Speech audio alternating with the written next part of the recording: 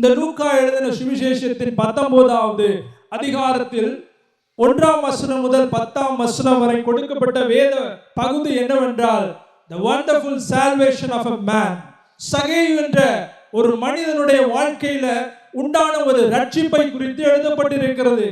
இயேசு எரிகோ பட்டணத்துக்குள்ளாக அவர் நடந்து வந்து கொண்டிருந்த பொழுது, இவன் சகேயு என்ற மனிதன் ஒரு ஆயக்காரனின் தலைவன். அவன் ஒரு ஐஸ்வர்யவானாய் இருக்கிறான்.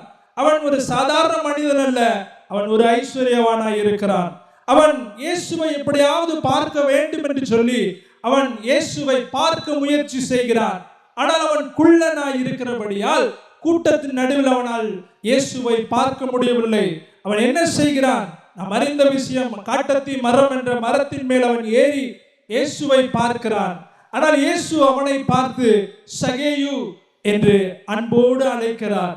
சகேயு, இன்றைக்கு நான் உன் வீட்டிலே தங்க வேண்டும் என்று அருமை இரட்சகர் இயேசு கிறிஸ்து அவனோடு இடைப்படுகிறார். அவன் வீட்டிற்கு இயேசுவை அழைத்து செல்லுகிறான். அவன் அழைத்து சந்தோஷத்தோடு அழைத்து செல்லுகிறான்.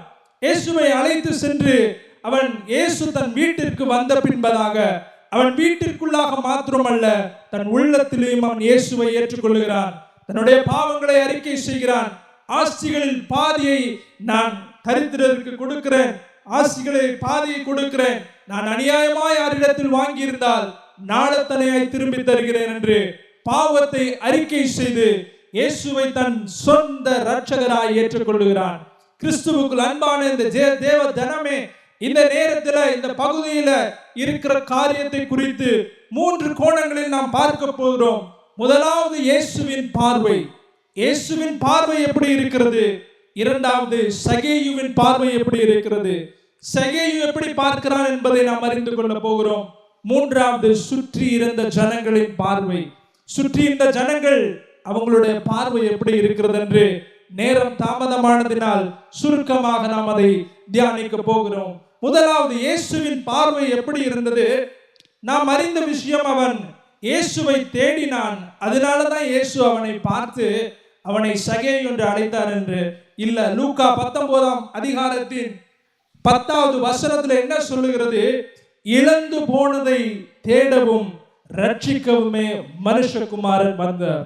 இழந்து போன மனுஷர்களை தேடும்படியாக ஆண்டவர் இரட்சகர் இயேசு கிறிஸ்து இந்த பூமியில் வந்த பொழுது அவர் இழந்து போன மனிதர்களை, இழந்து போன ஆத்துமாக்களை தேடும்படியாக அவர் வந்தார் என்று வேத வசனம் தெளிவாக சொல்லுகிறது.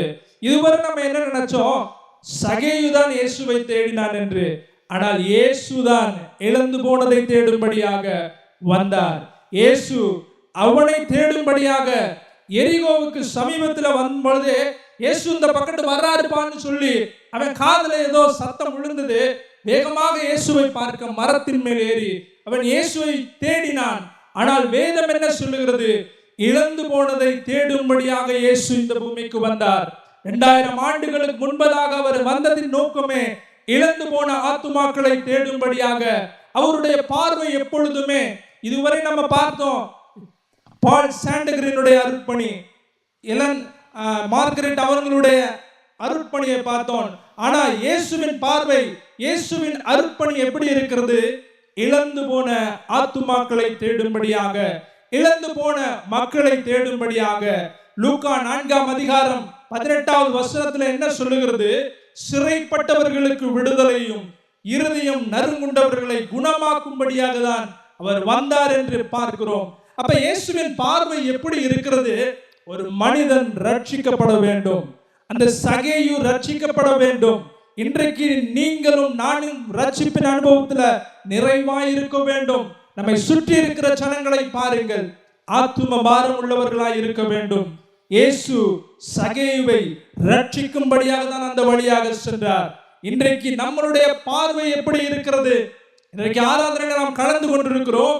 நம்மளுடைய பார்வை எப்படி இருக்கிறது? சுற்றி இருக்கிற ஜனங்கள் அழிந்து கொண்டிருக்கிறார்கள். சுற்றி இருக்கிற ஜனங்களுக்கு இயேசுவை குறித்து யார் சொல்லுகிறது? இயேசுவை குறித்து யார் சொல்ல போகிறோம்? நீங்களும் நானும் தான் அதற்கு அழைக்கப்பட்டிருக்கிறோம். கிறிஸ்துவுக்குள் அன்பான தேவ ஜனமே, இந்த நேரத்தில் இயேசுவின் அர்ப்பணி எப்படி இருக்கிறது? அவர் 30ஆம் வயதில தன்னுடைய ஊழியத்தை ஆரம்பித்தார். அவர் ஊழியம் செய்யும்படி ஊழியம் கொள்ளும்படி அல்ல, ஊழியம் செய்யும்படி வந்தார். 33 ஆண்டு வாழ்ந்த பொழுது 3 ஆண்டுகள் தன்னுடைய ஊழிய பணியில அநேக ஜனங்களை ரட்சிப்பின் பாதையில வழி நடத்தினார். இன்றைக்கு இத்தனை ஆண்டுகள் நீங்கள் வாழ்ந்து கொண்டிருக்கிறீர்கள். எத்தனை ஜனங்களை இயேசுவுக்கு பின்பதாக இயேசுவின் பக்கம் திருப்பினோம் என்பதை சற்று சிந்தித்து பார்க்க வேண்டும். இந்த ராத்திரி வேளையில உங்களை பார்த்து ஆண்டவர் சொல்லுகிறார், ஆத்தும பாரம் உள்ளவர்களாயிருங்கள். இதோ நம்மை சுற்றி இருக்கிற ஜனங்கள் முன்பை காட்டிலும் அதிகமாய் பக்தி வைராக்கியத்தில் ஈடுபடுகிற அந்த ஜனங்களை பாருங்கள். இயேசுவை அறியாத ஜனங்களுக்கு யார் இயேசுவை குறித்து சொல்வது? இதோ நீங்கள் தான் அதற்கு அழைக்கப்பட்டீர்கள் என்று வேதம் சொல்லுகிறது. மார்க்கு 16ஆம் அதிகாரம் 15வது வசனத்தில், நீங்கள் உலகம் எங்கும் போய் சர்வ சிருஷ்டிக்கும் சுவிசேஷத்தை பிரசங்கிங்கள்.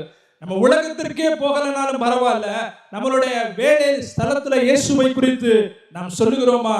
அல்லது நம்ம வசிக்கிற இடங்கள்ல நம்ம அருகில் இருக்கிற ஜனங்களுக்கு இயேசுவை குறித்து சொல்லுகிறோமா? அவருடைய இயேசுவின் பார்வை எப்படி இருக்கிறது? அவருடைய அருட்பணி எப்படி இருக்கிறது?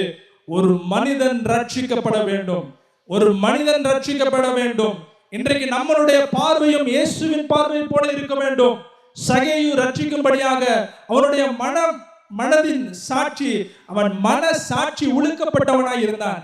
சகேயு என்ன நடந்தான? இயேசுவை தேடி நான் போறேன் அப்படின்னு சொல்லி அவன் மரத்தின் மேல ஏறி நிற்கிறான். ஆனால் இயேசு வந்து அண்ணாந்து பார்த்து என்ன சொல்றாரு?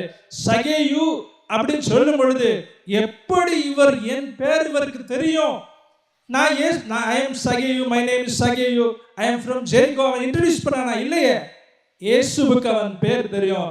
சகேயு, நீ என்னை தேடி வரலப்பா, நான் உன்னை தேடி வந்தேன். சகேயுவே, சீக்கிரம் இறங்கி வா. அந்த சத்தத்தை அவன் கேட்ட உடனே அவனுடைய மனசாட்சி உழுக்கப்பட்டவனாய் கர்த்தரை நோக்கி ஆண்டவரே என்று அவன் சொல்லி தன் ஆஸ்திகளில் பாதிகளை அவன் ஏழைகளுக்கு கொடுக்கிறான். ஒருவேளை அவனுக்கு ஆஸ்தி 10 கோடி இருக்குன்னு வச்சுக்கோங்க, 5 கோடி ஏழைகளுக்கு கொடுக்கிறான். இன்றைக்கு நீங்கள் நானும் கொடுக்க முடியுமா? 10 ரூபாய் கொடுக்கிறது யோசிக்கிறோம். அவன் 10 கோடி வைத்திருந்தாலும் 5 கோடி ஏழைகளுக்கு ஆஸ்திகளில் பாதியை கொடுக்கிறான். இதுதான் உண்மையான ரட்சிப்பு. இதற்கு முன்பதான அதிகாரத்துல நல்ல போதகரே, நான் நித்திய ஜீவன் அடைய என்ன செய்ய வேண்டும் சொல்லுகிறான். அவன் ஆஸ்திகளில் பாதியை கொடுன்னு சொல்லும் போது துக்க முகத்தோட போனா. இன்னைக்கு நீங்க அவனை போல இருக்கிறீங்களா அல்லது சகேயு போல இருக்கிறீங்களான்னு சொல்லி சற்று சிந்தித்து பார்க்க வேண்டும். ஒரு மனிதனுடைய வாழ்க்கையில உண்டான the wonderful salvation of சகேயு, சகேயுவின் ரட்சிப்பு மிகவும் ஆச்சரியமான காரியமாய் இருக்கிறது. இன்றைக்கு ஒரு மிஷனரி ஒரு அர்ப்பணியை செய்வது என்றால் அதற்கு ஒரு 4 ஸ்டேஜ் நம்ம கடக்கணும். முதலாவதாக ஒரு திருச்சபையில 4 ஸ்டேஜ். ஒரு கிறிஸ்டியானிட்டி என்பது முதல்ல என்ன ஆகுது? அவன் மெம்பர்ஷிப் ஆகிறான். முதல் எம் என்னன்னா மெம்பர்ஷிப் ஆகிறான். இயேசுவை சொந்த ரட்சகராய் ஏற்றுக்கொள்கிறான். இயேசுவை சொந்த ரட்சகராய் ஏற்றுக்கொள்ளும் பொழுது அவன் திருச்சபையின் அங்கத்தினராய் ஆகும் பொழுது ஒரு மெம்பர்ஷிப் என்கிற அடையாளத்தில் வாழ்கிறான். இந்த 4 ஃபேஸ்ல இன்றைக்கு நீங்களும் நானும் எந்த இடத்துல இருக்கிறோம் என்பதை சற்று நிதானித்து பார்க்க வேண்டும். அந்த முதல் ஃபேஸ் என்னது? Membership phase. நாம ஒரு காலத்துல இயேசுவை சொந்த ரட்சகராய் ஏற்றுக்கொண்டிருப்போம். நம்ம அவருடைய மெம்பர்ஷிப் என்கிற ஒரு ஃபேஸ்ல நம்ம வந்திருப்போம். இரண்டாவது ஃபேஸ் என்னன்னா மெச்சூரிட்டி. மெச்சூரிட்டி. முதல் எம் மெம்பர்ஷிப், இரண்டாவது எம் மெச்சூரிட்டி. நம்மளுடைய வாழ்க்கையில ஒரு வளர்ச்சி இருக்கிறதா? ஆவிக்குரிய வாழ்க்கையில ஒரு வளர்ச்சி இருக்கிறதா என்பதை நம்ம பார்க்க வேண்டும். ஒருவேளை நீங்க வளர்ந்து கொண்டிருந்தீங்கன்னா நீங்க மெச்சூரிட்டி பேஸ்ல இருக்கிறீங்க. மூன்றாவது எம் என்னன்னா மினிஸ்ட்ரி. மினிஸ்ட்ரி. நம்ம ஆலய பகுதியில நம்ம ஆராதனைகள்ல பங்கு பெற்று இயேசுவுக்காக ஏதாவது ஊழியம் செய்வது என்பது மூன்றாவது ஃபேஸ்ல இருக்கிறது. நான்காவது ஃபேஸ்னா மிஷனரி. புறப்பட்டு போய் சுவிசேஷத்தை அறிவிக்கிற ஃபேஸாக இருக்கிறது. இன்றைக்கு நீங்களும் நானும் எந்த ஃபேஸ்ல இருக்கிறோம்னு சொல்லி நீங்க சற்று நிதானித்து பார்க்கணும். ஒருவேளை நான் மெம்பர்ஷிப் ஃபேஸ்லயே பல ஆண்டுகளாக நான் இருக்கிறேன் என்றால் அடுத்து மெச்சூரிட்டி ஃபேஸ்க்கு நீங்க போகணும். ஒருவேளை நான் மெச்சூரிட்டி ஃபேஸ்ல இருந்தேன்னா மினிஸ்ட்ரி ஃபேஸ்க்கு போகணும். நான் ஊழியம் செய்யணும். ஆராதனையில பங்கு பெறும் பொழுது கர்த்தருக்காக கர்த்தருடைய பணியில ஈடுபட்டு நம்ம செய்யணும். அப்படி செய்கிறவர்கள் ஒருவேளை நீங்க மினிஸ்ட்ரி பேஸ்ல இருந்தீங்கன்னா மிஷனரி பேஸுக்கு நீங்க செல்ல வேண்டும். இதுதான் ஒரு ஆர்கானிக் ப்ராசஸ்.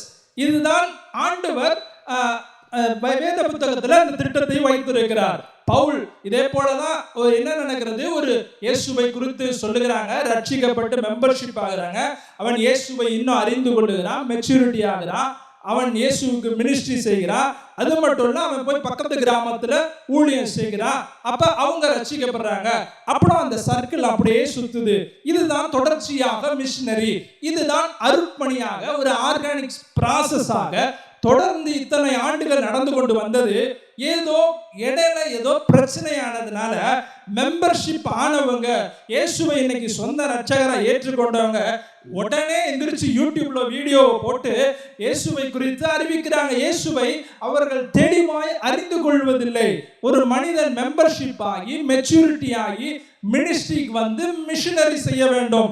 அப்பதான் அவன் ஒரு எதிர்ப்பு வரும் பொழுது அவன் அதுல நிலைத்து நிற்க முடியும்.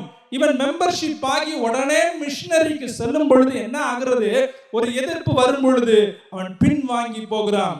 கிறிஸ்துவுக்கு அன்பான தேவ ஜனமே, இயேசுவின் பார்வை எப்படி இருந்தது, அருட்பணி செய்வது எப்படி இருந்தது அவருடைய பார்வை?